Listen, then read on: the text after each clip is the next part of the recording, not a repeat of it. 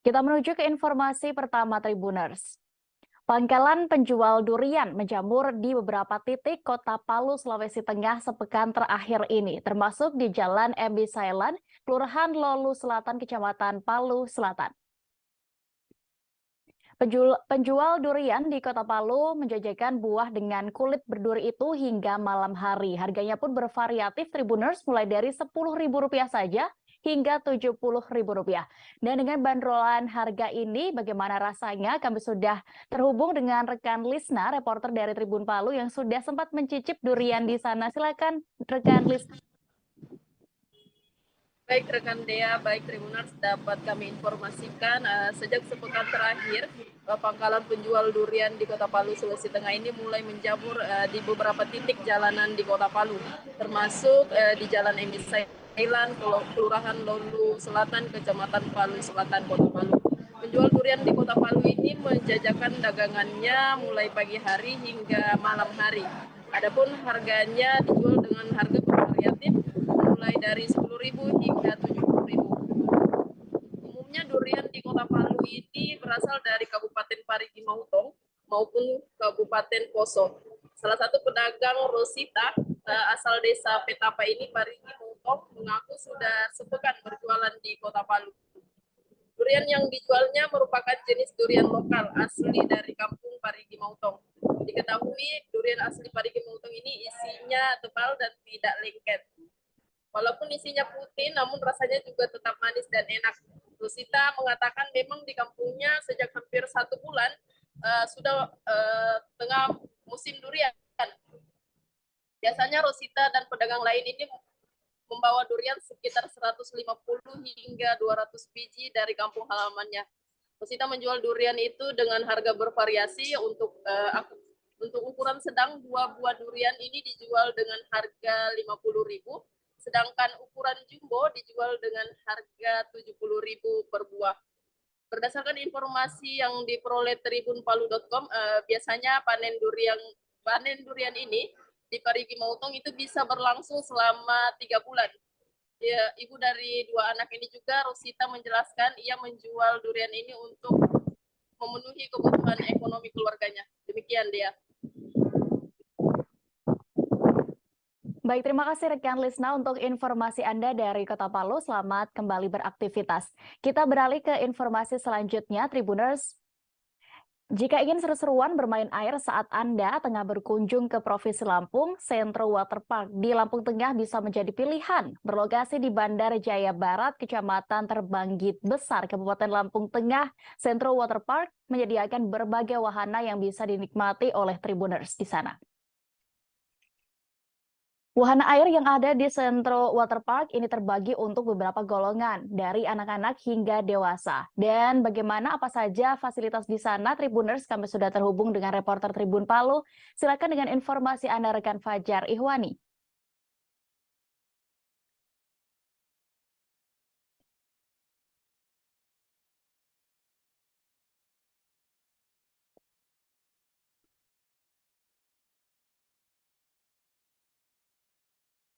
Halo rekan dia.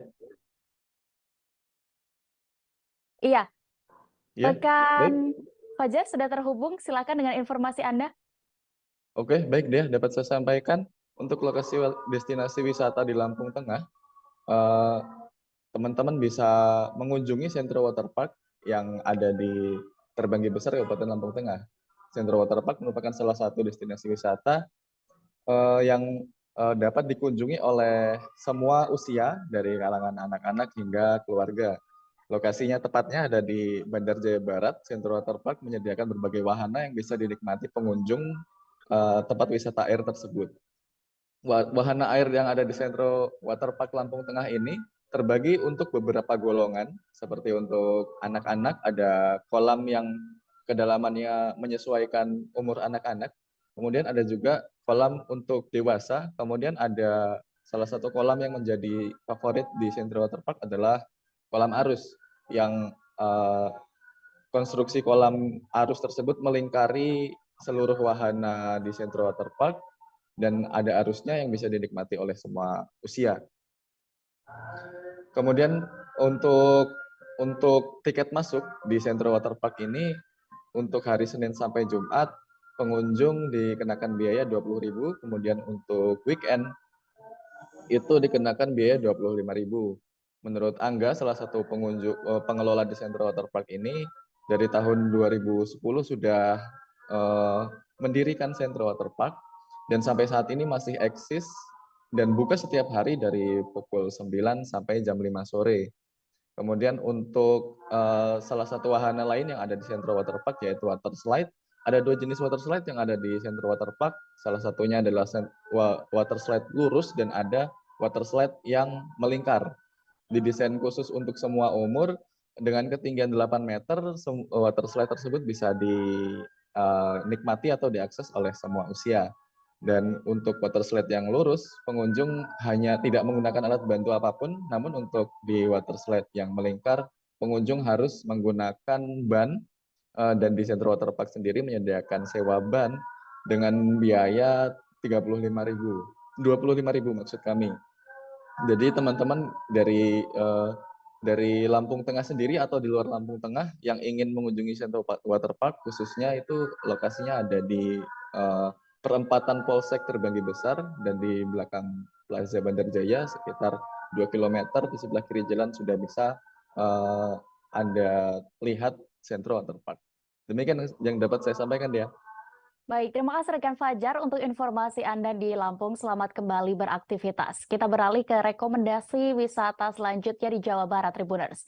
Kabupaten Pangandaran tidak hanya terkenal dengan pantai, kemudian goa, aliran sungai, hingga perbukitannya.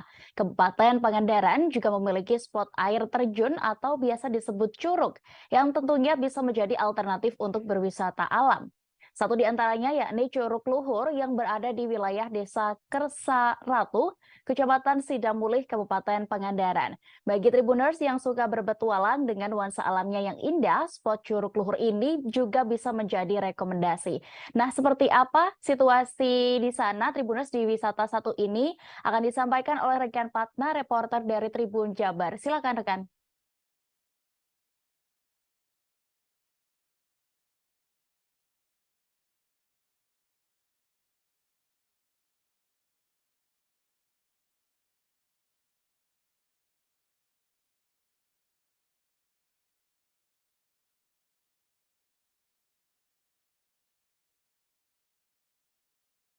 Baik, Tribuners, dia ada di studio.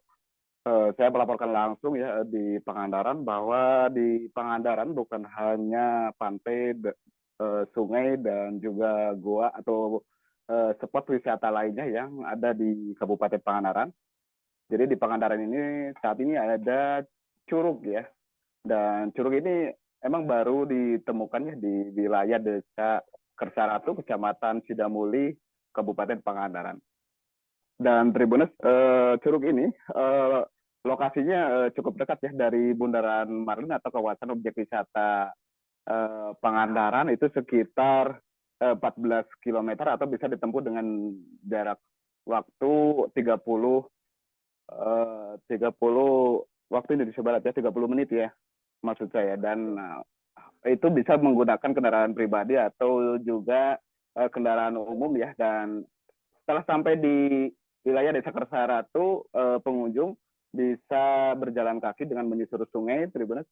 Jadi di sela-sela sembari berjalan menyusuri sungai untuk menuju ke lokasi Curug Luhur ini, jadi wisatawan bisa menikmati suasana alam yang sangat alami, dan beberapa spot di perjalanan bisa diambil untuk melakukan swafoto sebelum nyampe ke Curug Luhur.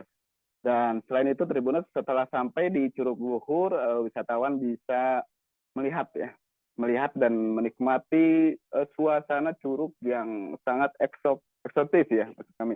Dan di sana wisatawan atau pengunjung bisa berenang atau bermain air di lingkaran curug yang berada di Curug Luhur. Dan selain itu ada bebatuan serta aliran sungai yang cukup jernih ya di sekitaran Curug Luhur. Kemudian selain itu, untuk mencapai lokasi tersebut ya, untuk memasuki kawasan Curug Luhur, wisatawan atau pengunjung hanya memberikan uang seikhlasnya ya kepada beberapa warga yang mengelola Curug Luhur tersebut. Jadi tidak ada karcis yang telah ditentukan ya. Jadi memberikan uang seikhlasnya tanpa ada paksaan ya. Oke, Tribuners. Selain itu, ketika nyampe di Curug Luhur, Tribuners, pemandangan yang sangat luar biasa, sangat eksotis ini dapat dinikmati bersama teman, keluarga, dan juga saudara lainnya ya. Jadi di sekitaran Curug Luhur ini wisatawan bisa melakukan makan bersama atau istilahnya di sini botram ya. Dan juga selain itu ketika tidak pulang di sana bisa melakukan camping ya. Dan karena menurut warga setempat lokasi tersebut pernah dan juga kadang makin sini ada yang melakukan aktivitas camping ya, khususnya para anak-anak pramuka yang melakukan aktivitas hiking ke wilayah Curug Luhur.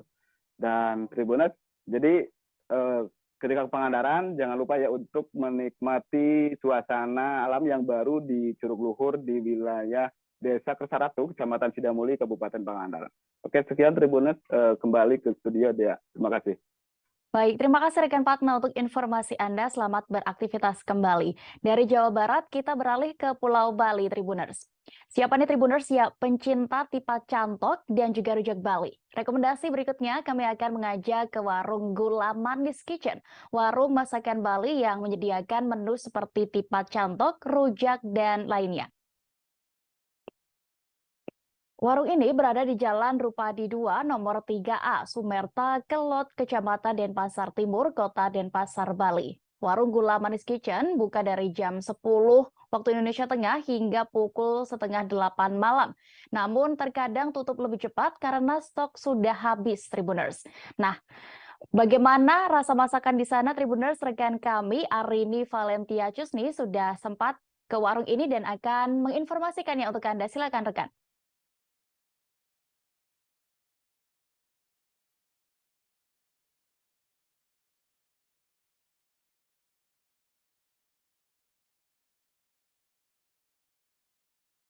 Halo, selamat sore rekan Dea dan Tribunars. Jadi warung Gula Manis Kitchen ini menjadi salah satu rekomendasi kuliner yang ada di Bali, tepatnya di pusat kota Denpasar, yang berlokasi di Jalan Drupadi 2, nomor 3A, Denpasar Timur, atau ini biasa orang-orang menyebutnya ini masih masuk kawasan Renon ya. Ini menjadi salah satu pusat strategis di kota Denpasar. Dan Tribuners bisa juga merasakan bagaimana kuliner Bali itu, karena di sini lengkap banget dari tipat cantok. Tipat cantok itu kayak lontong sayur gitu ya, tapi dalam bentuk kering. Kemudian ada juga berbagai macam aneka tipat plecing, dan juga ada aneka rujak, mulai dari rujak kuah pindang, rujak gula Bali, kemudian rujak bulung, dan sebagainya. Pokoknya semua di sini lengkap, tidak hanya kuliner Bali aja, tapi di sini juga ada berbagai macam snack dan juga makanan western seperti burger, kemudian ada juga jamur crispy, kentang goreng, dan sebagainya. Dan di sini yang ciri khasnya juga adanya tape goreng, rekan Dea. Jadi di sini masih mengusung konsep tradisional Bali banget ya. Dari bangunannya bisa dilihat warungnya, dia mengusung konsep joglo, terbuka, seperti layaknya kita lagi makan di rumah sendiri gitu ya, di taman belakang rumah kita sendiri. Dan di sini untuk harga cukup terjangkau, mulai dari Rp5.000 Tribuners sudah bisa makan di sini sepuasnya. Dan rata-rata harga tipat cantok di sini juga terjangkau, rekan Dea, yaitu mulai dari 10.000 hingga 12.000 aja. Dan untuk menu minumannya juga ada yang khas, yaitu koko pandan seperti di video tersebut. Itu adalah resep dari ownernya sendiri. Jadi itu adalah perpaduan antara kopi dan juga pandan yang ketika dicampur dengan es batu rasanya mantap banget deh. Nah, bagi Tribuners nih yang ke Bali mungkin bingung mau cari kulineran di mana, bisa aja ke Gula Manis Kitchen di Denpasar karena di sini banyak banget menu pilihannya dan sudah tersedia di aplikasi online food. Jadi bagi Tribuners yang mager-mager juga bisa ya pesen lewat aplikasi online food dari warung Gula Manis Kitchen ini. Seperti itu rekan Dea yang bisa saya laporkan. Baik, terima kasih rekan Arini untuk informasi Anda. Selamat beraktivitas kembali. Kita menuju ke informasi selanjutnya. Tribuners, saat mendengar kata Jimbaran yang terngiang di kepala Anda mungkin sebuah pantai di Bali. Sebelum jauh-jauh ke Bali, lebih baik kunjungi dulu Jimbaran Lampung, sebuah kafe di kota Bandar Lampung. Kafe dan resto Jimbaran Lampung ini mengusung konsep tropical zone. Nuansanya tidak kalah dengan kafe tropis di pinggir pantai meski berada di tengah kota. Nah, saat ini kami sudah terhubung dengan rekan Agustina Suryati, reporter dari Tribun Lampung.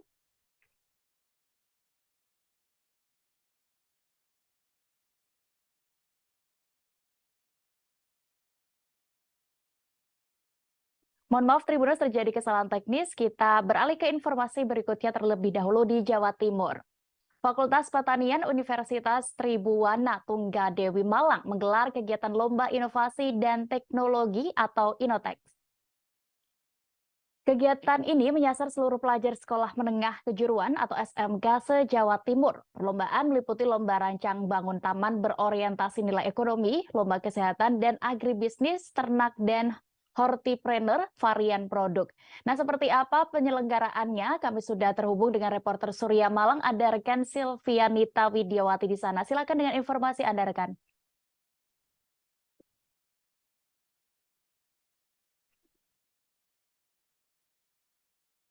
Ya, selamat sore Tribuners dan Dea di studio. Dari Malang saya menyampaikan tentang kegiatan di Universitas Tribuana Tunggadewi, Kota Malang, di mana perguruan tinggi ini, terutama Fakultas Pertanian, mengajak para siswa SMK untuk kreatif membuat inovasi dan teknologi. Salah satu yang menarik perhatian saya adalah di lomba hortipreneur, yaitu siswa mengolah bahan dan memasarkannya. Untuk hortipreneur ini bahan utamanya adalah pari.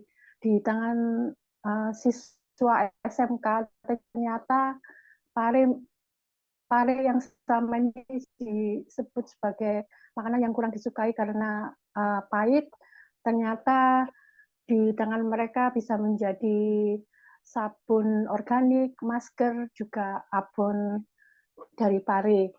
Dan mereka ingin lebih mengenalkan lebih jauh tentang pare dan ternyata bisa dijadikan produk yang bernilai ekonomis.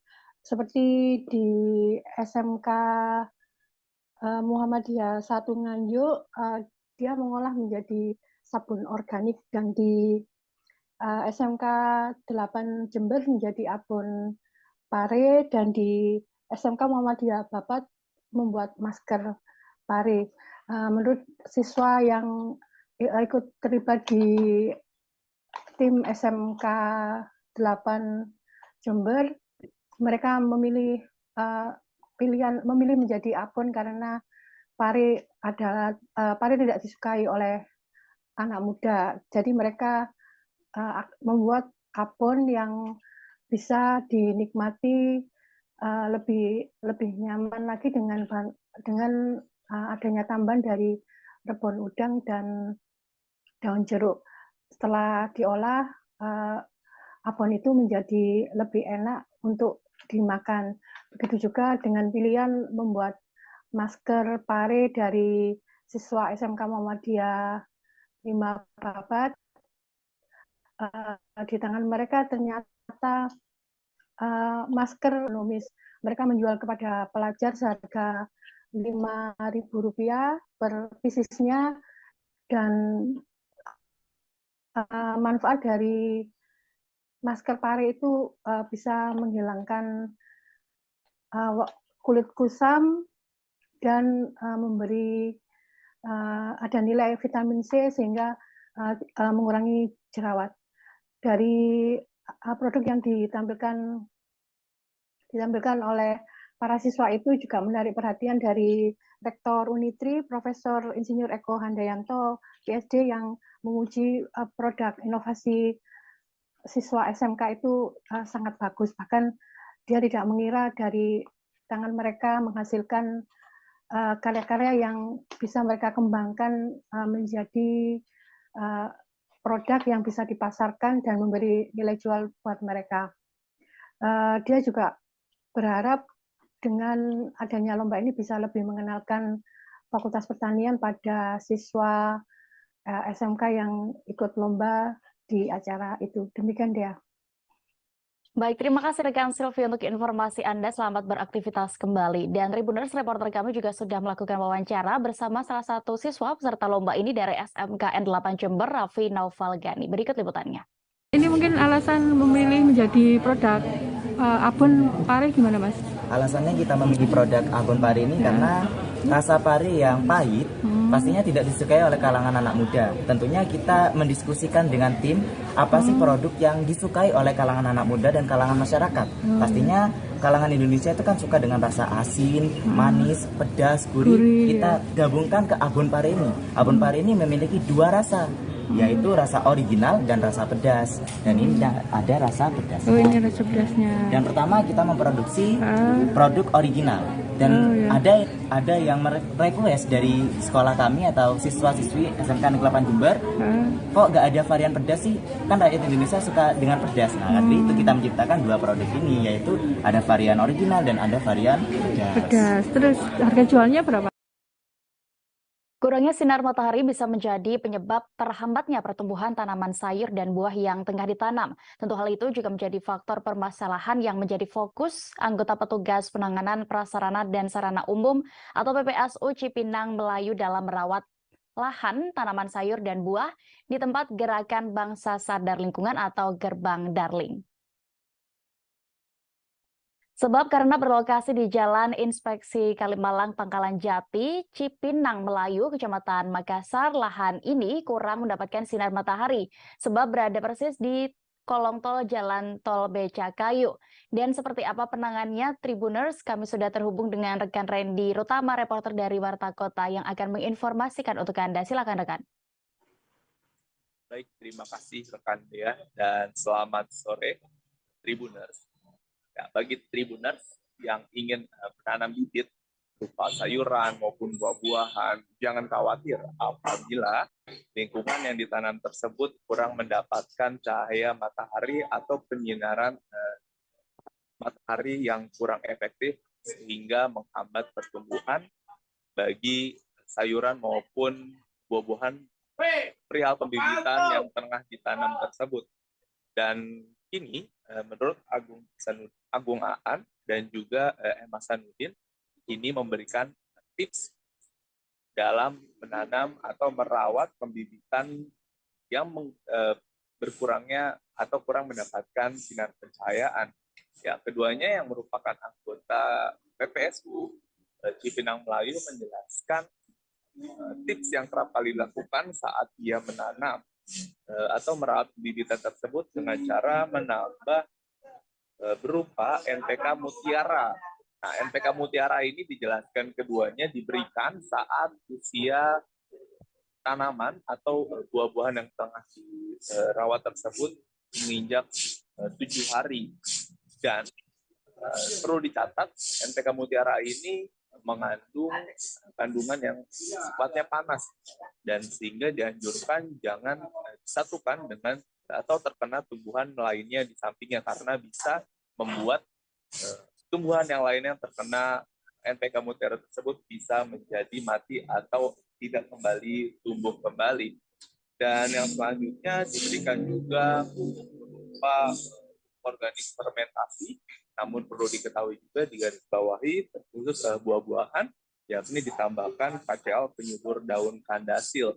Nah, keduanya juga menjelaskan apabila cuaca mendung maupun yang ia lakukan saat ini dari anggota PPSU ini yang menanam di bawah kolong jalan tol Becakayu, ya kurang mendapatkan sinar pencahayaan dan hal tersebut atau tips tersebut rupanya sangat efektif sehingga terbukti tepat pada hari Kamis kemarin, pantauan warta kotalive.com di lokasi hasil tersebut atau tips tersebut berhasil karena sudah lebih kurang 2 minggu bisa mendapatkan hasil panen yang baik dan kemudian bisa diperjualbelikan ke masyarakat sekitar. Mungkin itu saja rekan Dea dan Tribuners yang bisa saya sampaikan di Cipinang Melayu, Jakarta Timur. Baik, terima kasih rekan Randy Rutama untuk informasi Anda. Selamat beraktivitas kembali. Dan berikut Tribuners, rekan kami juga sudah menghimpun wawancara bersama petugas PPSU Kelurahan Cipinang Melayu. Berikut liputan lengkapnya. Kalau kendalanya kita biasanya kalau masuk musim kemarau tuh penyiraman. Kita kurangnya kendala itu biasanya dari mesin penyiraman. Kalau untuk mesin pengisian bahan penyiraman kita ada, mesin untuk penyiraman kita masih manual kan? Iya, masih manual, masih pakai ceret lah. Oh, pakai ceret. Iya. Itu aja ya. Ya kendalanya yang ada lagi sih matahari. Ya sama karena posisi di bawah tol. Oh. Nah, itu cara ngantisipasinya pakai seperti apa tuh Pak? Buat biar tetap bisa hidup walaupun kurang cahaya gitu. Solusinya yang penting kita perawatan tuh penyiraman aja, pagi sore. Iya. Itu harus karena tanaman sayuran air. Jangan. Puluhan pelaku usaha mikro kecil menengah atau UMKM Sulawesi Utara mengikuti Pekan UMKM Kementerian Keuangan Sulawesi Utara. Dalam kegiatan ini, puluhan UMKM unggulan binaan diberi kesempatan untuk memamerkan dan menjual produk mereka di sana.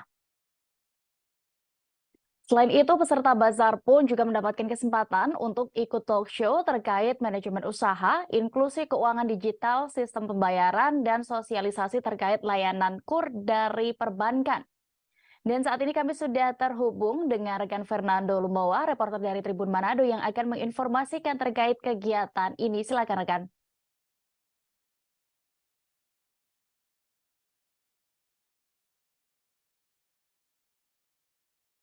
Halo, rekan Fernando. Iya, baik. Tribuners, kami laporkan kepada Anda dari Manado, Sulawesi Utara, sebanyak kurang lebih 20-an pelaku usaha mikro kecil menengah atau UMKM unggulan di Sulawesi Utara itu mengikuti Pekan UMKM.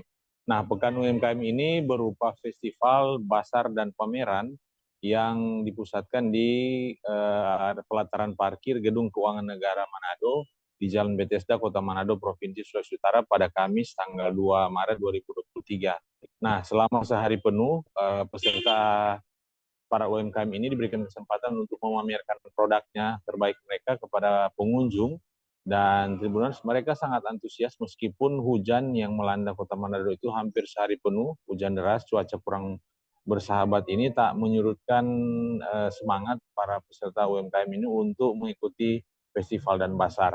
Selain mereka bisa memperkenalkan produk, mereka juga diberikan kesempatan untuk mengikuti talk show yang memberikan mereka banyak pengetahuan. Di antaranya terkait dengan inklusi keuangan digital, akses terhadap permodalan dan pembiayaan usaha dari perbankan, termasuk juga dari Pegadaian dan PNM. Selain itu juga mereka diberikan kesempatan untuk validasi nomor induk kependudukan atau NIK menjadi NPWP. Dan Tribuners, pantauan kami, seluruh rangkaian acara ini menarik perhatian para peserta UMKM maupun pengunjung, karena pengunjung juga diberikan kesempatan untuk ikut dalam talk show yang diberikan oleh jajaran Kementerian Keuangan, Perbankan, Pegadaian maupun PNM. Dan selama talk show itu juga penyelenggara membagi-bagikan hadiah langsung yang menarik bagi peserta. Dan Tribuners, dari informasi yang kami peroleh dari Ditjen Perbendaraan atau DJPP selaku penyelenggara kegiatan, kegiatan ini Pekan UMKM digelar secara serentak di Indonesia dalam rangka untuk meningkatkan kapasitas dari UMKM. Mengapa UMKM? Karena UMKM ini sudah terbukti tahan banting di tengah krisis, di tengah pandemi COVID yang masih berlangsung sampai saat ini, UMKM tetap bisa bertahan dan mereka yang paling cepat bangkit. Harapannya dengan UMKM itu semakin bagus, semakin berkelas, maka akan memperkuat sendi-sendi perekonomian di daerah, dengan sendirinya akan mewujudkan kesejahteraan. Demikian dia kami laporkan kepada Anda. Terima kasih dari Manado, Sulawesi Utara.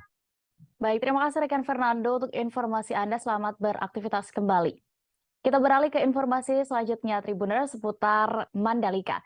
Desa adat Sande di kawasan Mandalika, Lombok Tengah kembali menuai berkah seri kedua World Superbike atau WSBK 2023. Desa adat ini telah ramai dikunjungi wisatawan yang didominasi dari mancanegara sejak beberapa hari sebelum ajang balapan internasional ini dimulai.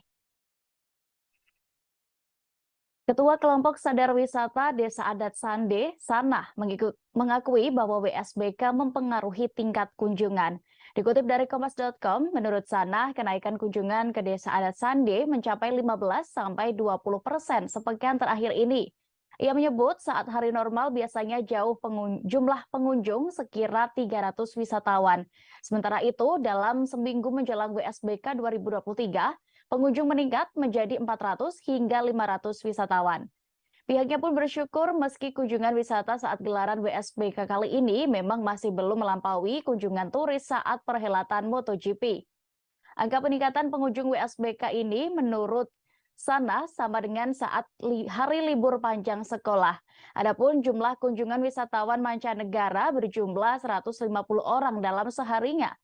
Ia menyebut biasanya wisatawan asing mengunjungi Desa Adat Sande untuk melihat kehidupan sehari-hari warga di sana, seperti menenun, memasak pakai kayu bakar, dan melihat rumah khas suku Sasak. Menurutnya, wisatawan asing berkunjung ke Desa Sande untuk living culture. Bahkan tidak jarang wisatawan asing ini menginap di Desa Sande. Untuk diketahui, Desa Adat Sande terletak di Rembitan, Pujut, Lombok Tengah. Posisinya berjarak sekira 11 km dari sirkuit Mandalika. Jika ke desa ini, Tribuners akan langsung disambut oleh pemandu yang merupakan penduduk asli Desa Sande. Mereka menjadi simbol antusiasme penduduk desa dalam menyambut wisatawan.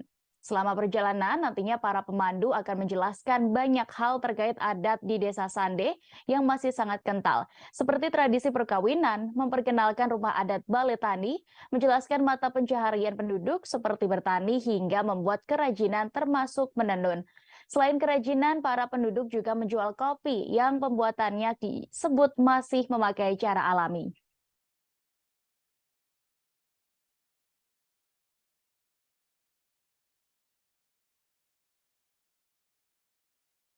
Seri kedua World Superbike atau WSBK 2023 di Pertamina Mandalika International Street Circuit menjadi salah satu pembuka musim ini. Hari ini Jumat 3 Maret 2023 merupakan hari pertama gelaran WSBK dengan agenda free practice. Berikut informasi jadwal lengkapnya hingga Minggu 5 Maret mendatang. Dikutip dari tribunlombok.com, sebanyak 22 pebalap dari 13 negara, 14 tim, dan 5 pabrikan motor komersil 1000 cc akan beraksi di sirkuit Mandalika akhir pekan ini. WSBK 2023 di sirkuit Mandalika sudah dibuka lebih dulu dengan agenda 2 latihan bebas atau free practice alias FP pertama pada Jumat 3 Maret. Hari ini pukul 9 pagi atau 10 waktu Indonesia Tengah tadi. Kemudian sesi FP2 dilanjutkan kembali pada pukul 12 siang waktu Indonesia Barat atau pukul 1 siang waktu Indonesia Tengah. Durasi latihan bebas ini masing-masing dijatah 45 menit. Kemudian esok harinya pada Sabtu 4 Maret, agenda WSBK Mandalika 2023 akan dimulai dengan FP3 pada pukul 7:30 waktu Indonesia Barat atau 8:30 waktu Indonesia Tengah. Selanjutnya pada pukul 9:40 waktu Indonesia Barat atau 10:40 waktu Indonesia Tengah, sesi kualifikasi atau Super Pole akan digelar. Hingga pada akhirnya race 1 dimulai pukul 12:30 waktu Indonesia Barat atau pukul 13:30 waktu Indonesia Tengah.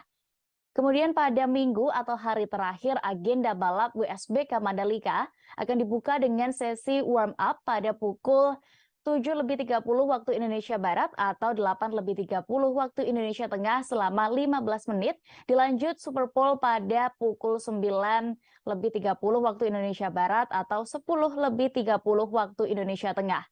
Adapun jadwal race 2 akan dilangsungkan pada pukul setengah 1 siang waktu Indonesia Barat atau setengah 2 waktu Indonesia Tengah sebanyak 21 laps. Buat Tribuners yang sudah memiliki tiket untuk nonton langsung di Pertamina Mandalika International Street Circuit, khususnya yang baru pertama kali, simak informasi rute ke sana berikut ini. Bila ingin lebih hemat, Tribuners bisa menuju Mandalika, Nusa Tenggara Barat via jalur darat menggunakan motor, mobil, ataupun naik bus.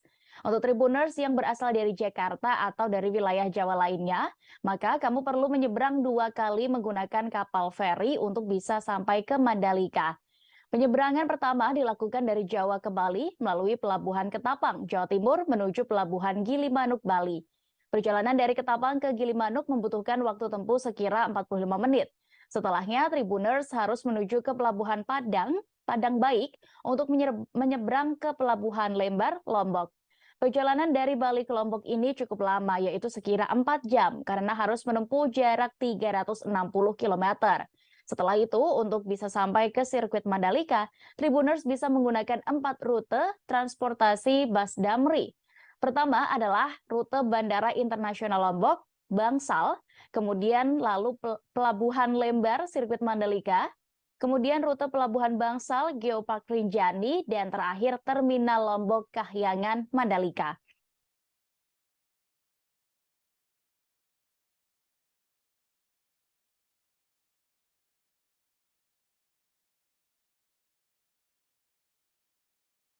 Masih terkait informasi yang sama, Tribuners, WSBK Mandalika 2023 di sirkuit Mandalika Lombok dimulai pada hari ini, Jumat 3 Maret 2023. Kejuaraan nasional balap motor sport bike 250cc menjadi supporting race rangkaian balapan.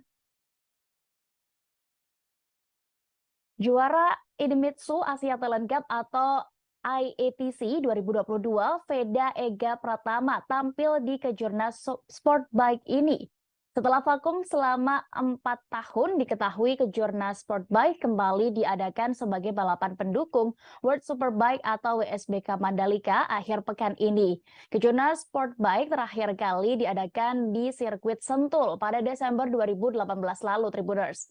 Gelaran Kejurnas Sport Bike di sirkuit Mandalika juga ditujukan untuk mengisi slot balapan pendukung WSBK yang kosong.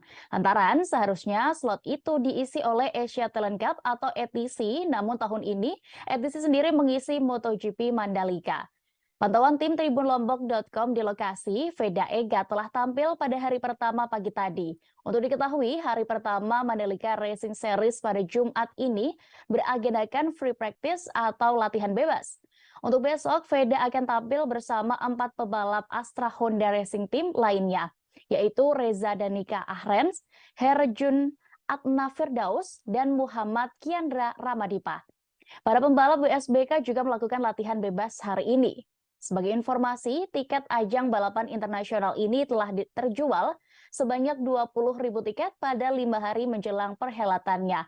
Para warga lokal luar daerah Lombok hingga mancanegara pun telah berdatangan di Lombok Tengah sejak beberapa hari yang lalu. Sebanyak 2.200 personel gabungan diterjunkan untuk mengamankan ajang balap World Superbike atau WSBK seri kedua tahun ini. Personel yang dikerahkan itu terdiri dari 2.080 personel Polri dan 120 personel TNI. Mereka telah bertugas sejak Rabu 1 Maret sampai Selasa 7 Maret mendatang. Para personel gabungan itu disebar di 20 pos pengamanan dan 23 pos penyekatan yang ada di Pulau Lombok.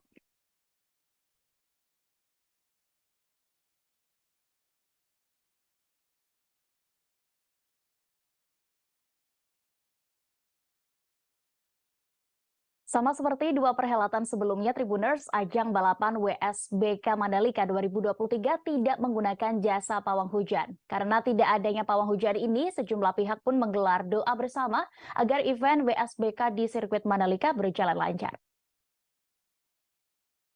Direktur Utama Mandalika Grand Prix Association atau MGPA, Priyandi Satria memastikan pihaknya tidak menggunakan jasa pawang meski WSBK kembali digelar saat musim hujan. Karena tidak ada pawang hujan, pemerintah pun menggantinya dengan menggelar istighosah bersama pemerintah daerah, kemudian NTB, TNI, dan Polri. Kegiatan ini dilaksanakan di Masjid Nurul Bilad, Desa Kuta, Kecamatan Pujut, Kabupaten Lombok Tengah pada Kamis 2 Maret kemarin. Kegiatan istighosa dihadiri Wakapolda NTB, perwakilan pemerintah Provinsi NTB, Bupati Lombok, lalu Patul Bahri, dan pihak terkait lainnya. Acara diawali pembacaan basmalah yang dilanjutkan dengan pembacaan ayat suci Al-Quran oleh anggota Polda NTB. Kemudian dilanjutkan sambutan Kapolda NTB yang diwakili oleh Wakapolda NTB, Brigjen Pol Dr. Andes Ruslan Aspan. Dalam sambutannya, Wakapolda berharap semua pihak, baik masyarakat dan pemerintah daerah untuk mendukung demi kesuksesan event internasional WSBK ini. Masyarakat pun diharapkan terus memberikan dukungan saat event WSBK 2023 berlangsung dan event lainnya di masa depan. Apabila ada permasalahan, masyarakat diharapkan bisa menjalin komunikasi dengan para pihak terkait, baik pemerintah daerah dan aparat keamanan dalam rangka mencari solusi permasalahan. Kemudian acara pun dilanjutkan dengan tausiah yang disampaikan oleh Rais Syuriah, PCMU Kabupaten Lombok Tengah, TGH Ma'arif Makmun Diranse, sekaligus menutup kegiatan tersebut dengan zikir dan doa. Seperti diketahui, WSBK 2023 di sirkuit Mandalika sudah dibuka lebih dengan denda 2 latihan bebas atau free practice pertama pada Jumat pagi tadi. Kemudian sesi FP2 dilanjutkan kembali pada pukul 1 waktu Indonesia Tengah. Durasi latihan bebas masing-masing dijatah 45 menit, Tribuners. Kemudian esok harinya pada Sabtu 4 Maret, agenda WSBK Mandalika 2023 akan dimulai dengan FP3 pada pukul setengah 9 pagi waktu Indonesia Tengah. Selanjutnya pada pukul 9.40, maksud kami 9.40 waktu Indonesia Barat atau 10.40 waktu Indonesia Tengah, sesi kualifikasi atau Super Pool akan digelar hingga pada akhirnya race 1 dimulai pukul 13.30 waktu Indonesia Tengah. Dan pada minggu atau hari terakhirnya, agenda balap WSBK Mandalika akan dibuka dengan sesi warm up pada pukul 8.30 waktu Indonesia Tengah selama 15 menit. Dilanjut Super Pool pada pukul 10.30 waktu Indonesia Tengah. Adapun jadwal race 2 akan dilangsungkan pada pukul 13.30 waktu Indonesia Tengah sebanyak 21 laps.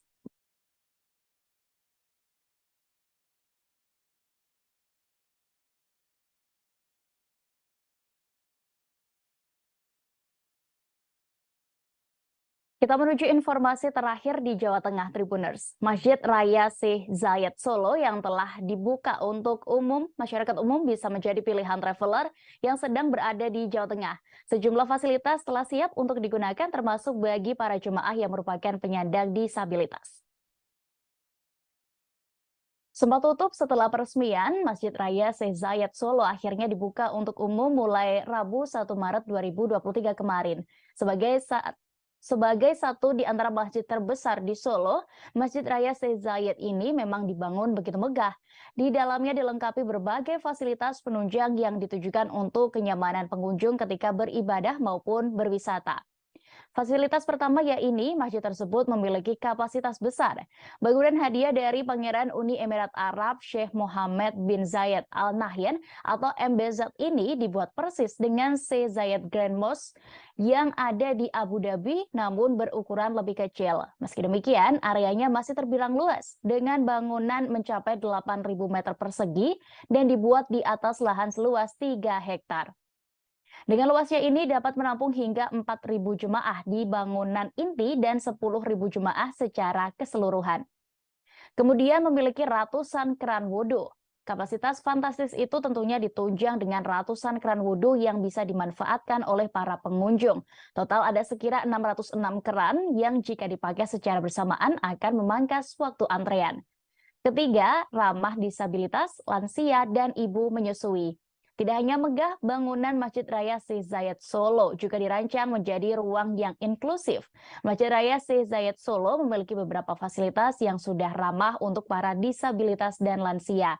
Di antara fasilitas-fasilitas yang dimaksud yakni adanya lift untuk menghubungkan area kamar mandi hingga sholat. Terakhir, lahan parkir yang luas. Sebagai destinasi wisata religi baru, Masjid Raya Syekh Zayed juga memungkinkan untuk dikunjungi wisatawan luar kota. Baik untuk kunjungan pribadi maupun rombongan, Masjid Raya Syekh Zayed sudah ditunjang dengan fasilitas lahan parkir yang juga luas. Saking luasnya, area parkir masjid ini bahkan dapat menampung hingga 28 armada bus sekaligus.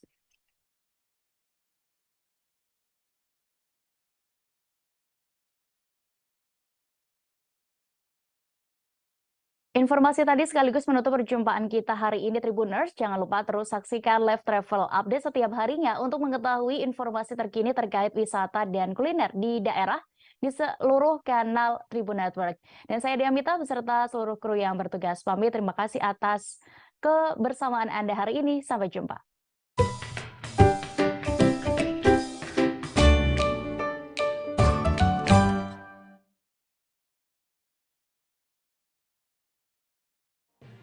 Tribun News Live Update. Tanggal 21. Selamat siang Tribuners, selamat sore Tribuners, selamat petang Tribuners, Anda sedang menyaksikan live update. Informasi teraktual dan terupdate dari siang hingga petang kami sajikan untuk Anda. Menewaskan 2 orang penumpang, yang mana kedua penumpang. Kami perdalam dengan laporan langsung